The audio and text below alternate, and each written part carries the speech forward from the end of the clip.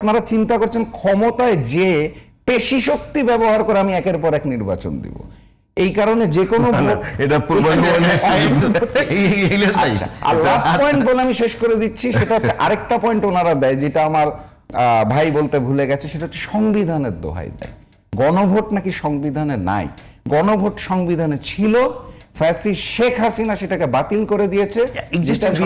ভুলে যায় এবং বিএনপি এটাও ভুলে যায় যে দলটার জন্ম হয়েছিল গণভোটের মাধ্যমে। গতকালকে আমাদের যে কোনো একটা উত্তর অনেকদিন দিতে হয়, কারণ একটা গানকে বিখ্যাত করতে গেলে অনেকবার গাইতে হয়। কোনো অসুবিধা নাই, গান হলে গান হবে, নাচ হলে নাচ হবে, ভাষা এবং না স্লোগান হলো স্লোগানকে অনেকবার বলতেই হবে, স্লোগান অনেকবার বলতে হবে। কিন্তু জনগণকে জানতেও হবে, বুঝতেও হবে। মানে আমরা যেটা দেখি দুর্ভাগ্যজনকভাবে, সেটা হচ্ছে বড় দল বিএনপি কোনো প্রসঙ্গ আসলেই যেটা বলে সেটা হচ্ছে আমরা তো জানিই না, আমরা তো বুঝিই না।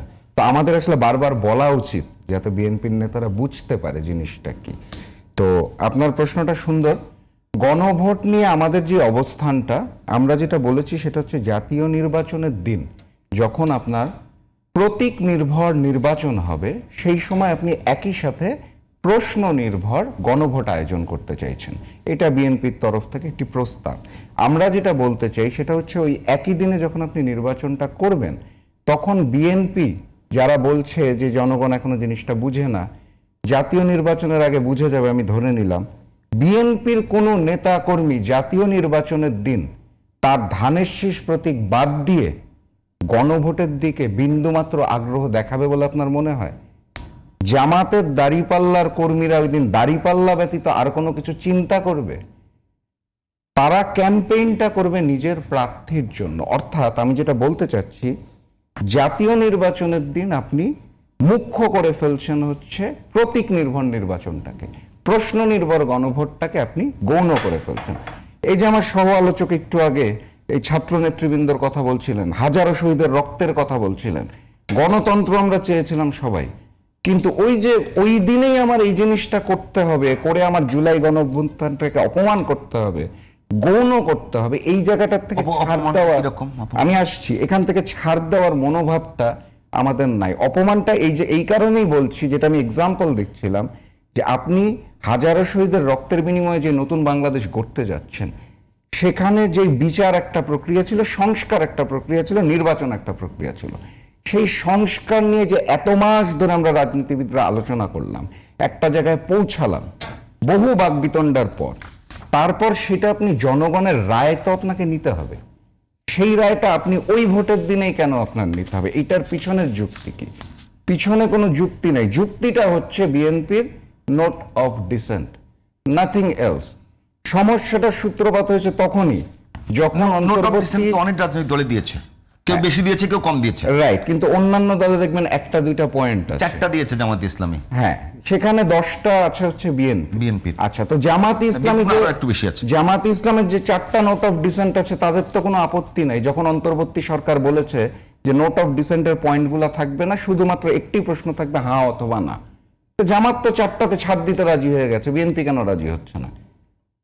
আমার পয়েন্টটা আপনার বুঝতে হবে। আপনি যে 4টার এক্সাম্পল দেন, জামাত তো ছাড় দিতে রাজি। একটা প্রশ্ন করি, যদি বিএনপি নোট অফ ডিসেন্ট দিয়েছে যে আমরা এই প্রস্তাবগুলোর সঙ্গে একমত না, বাকিরা সবাই একমত, এখন প্রশ্ন হলো যদি এমন হয় যে আমি একমত না, তারপরেও আমার উপরে এমন কিছু চাপানো হচ্ছে যে আমি ক্ষমতায় গেলে বাস্তবায়ন করতে হবে, এটা কি গণতান্ত্রিক?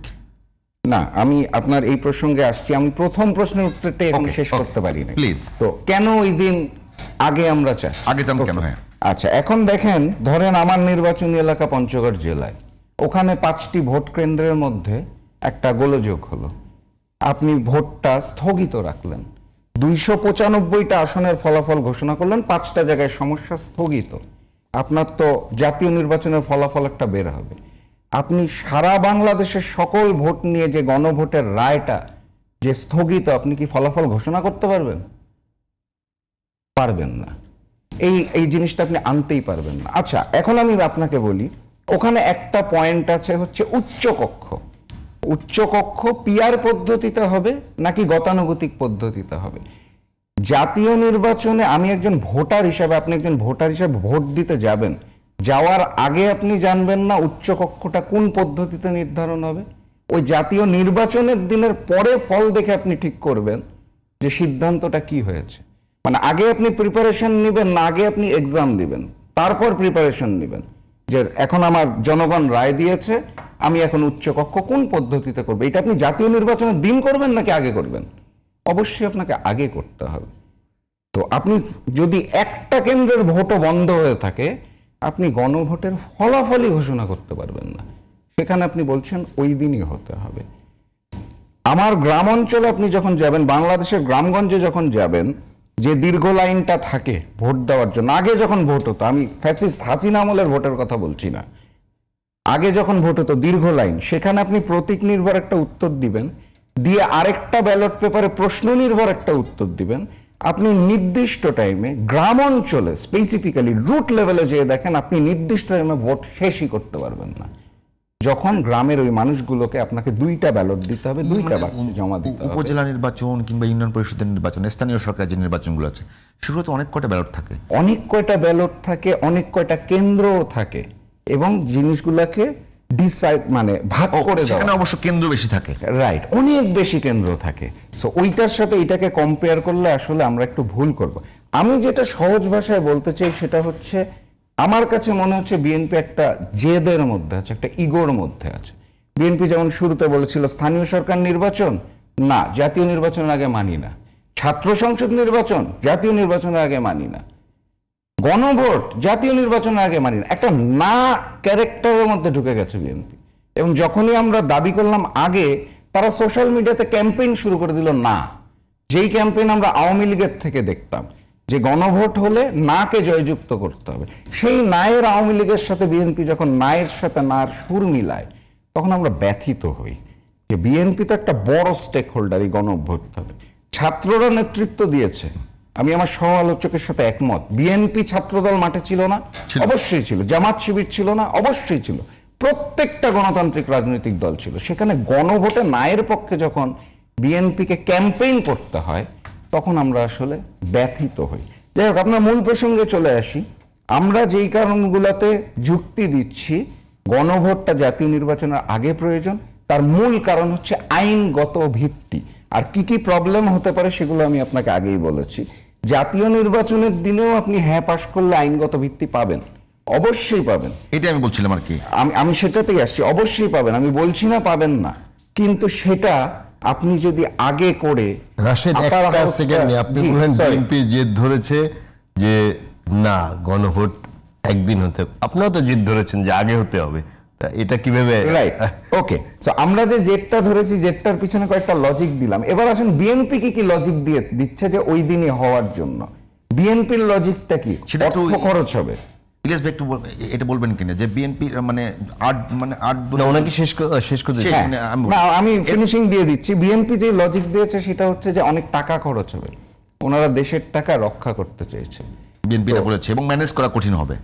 এই দুটো যুক্তি দিয়েছে বিএনপি। এবং নাম্বার 2, ভোটার উপস্থিতি কম হবে আমি মনে করি আগে হলে। প্রকৃত ইলিয়াস ভাই আপনি বলবেন আগে, শেষ করে। তো আরেকটা জিনিস হচ্ছে যেটা বলা হচ্ছে যে ভোটার উপস্থিতি কম হবে।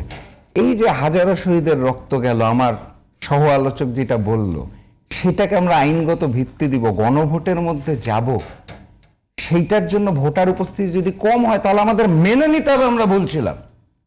আর আপনি যদি বলেন অর্থের কথা, তাহলে আমি আর কোনো মন্তব্যতেই যাব না। তাহলে বিএনপির বলা উচিত যে জাতীয় নির্বাচন গণভোটের সাথে একই সাথে আমরা স্থানীয় সরকারটাও সেরে ফেলি, আরো টাকা বাঁচবে দেশের। সেই জায়গাটাতে তো বিএনপি আসবে না। আমি তাদের আমন্ত্রণ জানাই, বলেন না কেন। তখন আপনাদের অর্থ কই থাকে? আপনারা চিন্তা করছেন ক্ষমতায় যে পেশি শক্তি ব্যবহার করে আমি একের পর এক নির্বাচন দিব। এই কারণে যে কোনো এটা